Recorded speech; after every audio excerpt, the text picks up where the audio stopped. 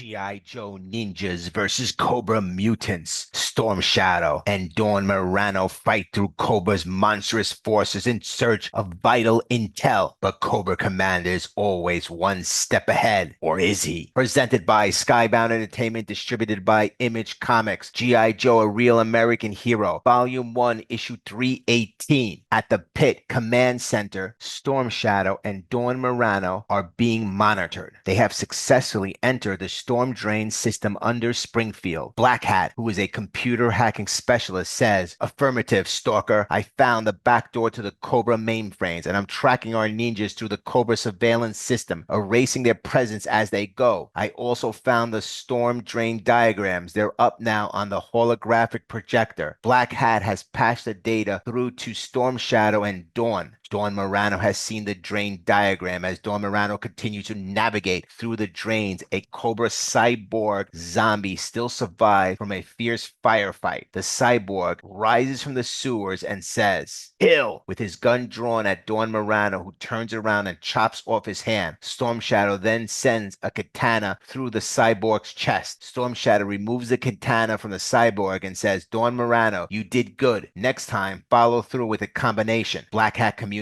to the ninja team, 'I've killed all the security cam feeds between you and the target. I also lowered the sensitivity of the motion detectors. You got 5 minutes before anybody notices.' Storm Shadow says, 'Roger that. Will Charlie Mike continue the mission?' One of the missions is Storm Shadow and Jinx are traveling through the sewers to locate their target. Another one of the G.I. Joe missions takes place on Cobra Island. A recon team consisting of Molto and Helix has been tasked with infiltrating the Cobra Casino to obtain a physical paper trail of the casino guest details. Being communicated back to the command center, Moloch says, 'Helix and I need you to hack into the casino's computer security system so we can enter and secure the intel.' Mainframe replies, 'No can do, Molto. Revenant technology a generation ahead of us. Their encryption is impossible to crack, but they do have to issue paper electronic tickets for cruise ships, airlines, security documents, etc. They also have to supply their sleepers with all sorts of documentation. All of that must be unencrypted, but it's impossible to find it by hacking their system without being discovered.' Molto says, 'So we have to get inside the casino's hotel complex and locate their guest service offices.' Helix adds, 'If we can, well, download all the printed memory.' Stalker says, 'It's imperative to get the data on the cyborg enhanced casino patrons who are currently being infiltrated back into the U.S. mainland.' The two other G.I. Joes on the data grab mission are Wetsuit and Muskrat. Wetsuit says, 'Molto and Helix are attempting a penetration. Muskrat and I will provide support from the observation post that Molto and Helix set up at the tree line facing the casino hotel. We'll keep the hide we're currently in as the fallback rally point if we have to bail. The second fallout point will be at the beach tree line where we stash the scuba gear.' Duke says, 'If you score any data at all, we'll expedite the extradition.' Muskrat replies, 'That sounds good, but I ain't counting on it.' In front of the casino, a holograph projection disguises Alpha 001's true appearance. Alpha 001 says, 'I'm Al Farr, casino manager. I'm here to see off all you splendid guests and thank you for your patronage.' But another patronage glitches out. Alpha 001 says, 'Another defective,' as he cracks her neck and tells one of the blue ninjas, 'Go finish off the defective cyborg.' Molto comes out of the grasses and chops off the head of the blue ninja while Agent Helix shoots the infected guest right in the head. They then drag both bodies further into the bushes. Molto says, 'Agent Helix, see if the faceplate comes off that tourist lady cyborg.' Agent Helix replies, 'No plate, just a rubber mask. The tourist was just a cyborg, a robot.' There's some flirtation between Agent Helix and Molto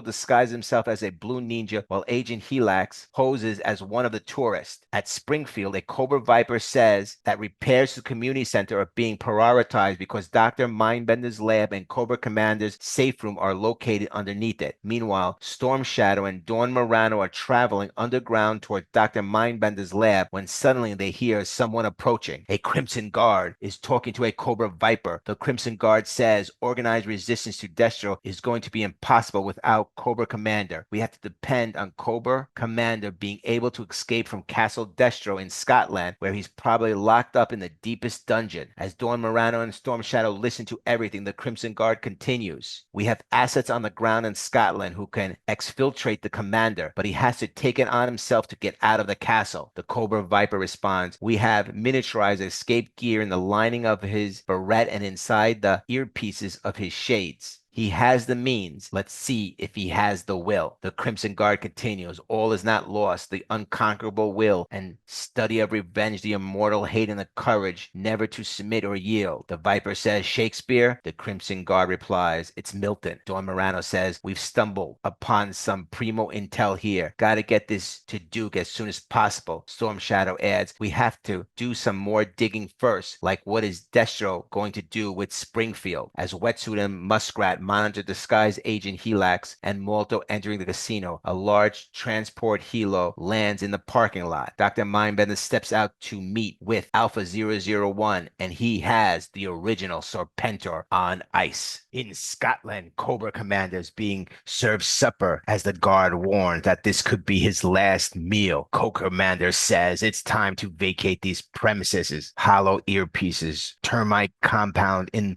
the left one, aluminum powder in the right. Cobra Commander continues. Fuse cord in the brim lining of the beret. Fuse inserted and locked. Matches in the hollow heel. Ignition. Boom. I am free. Cobra Commander has escaped his cell alongside Storm Shadow and Dawn Morano on the mission to infiltrate Springfield is Throwdown, who is pretending to be grandfather of Nina, and Jinx, who is pretending to be Nina. At the Springfield Library, there's a sing-along of old Cobra troops, and Monty accompanies both Nina and the grandfather. Nina says to Monty, thanks for thinking of this. It was really nice of you, but now Gramps is kind of tired. Monty says, okay, I'll walk you home. As the three start heading towards Nina's house, Monty says, you know, when we were in the 7th grade French together, I sat behind you and would stare at you the whole class. Nina replies, oh, I wasn't aware. Monty continues, I was too afraid to say or do anything, but now, Nina interrupts, stop it, Monty. Monty leans in for a kiss, but suddenly stops, his expression shifting. He says, you're not Nina. Back in Scotland, Cobra Commander uses the metal tray to knock out another prison guard. Holding a gun to a sheep herder, Cobra Commander says, stick to the back roads, Robbie, and don't try anything funny. Destro sees everything going on. Baroness says, do you think he suspects? Destro says, nah, my dear Baroness. His self-delight at escaping is blinding him. Remind me to reimburse Robbie McLeod for the inconvenience. He continues, now we shall see the efficiency of the neural trigger we implanted in his brain while he was sedated for his surgeries. Next, presented by Skybound Entertainment, distributed by Image Comics, G.I. Joe, A Real American Hero, Volume 1, Issue 319.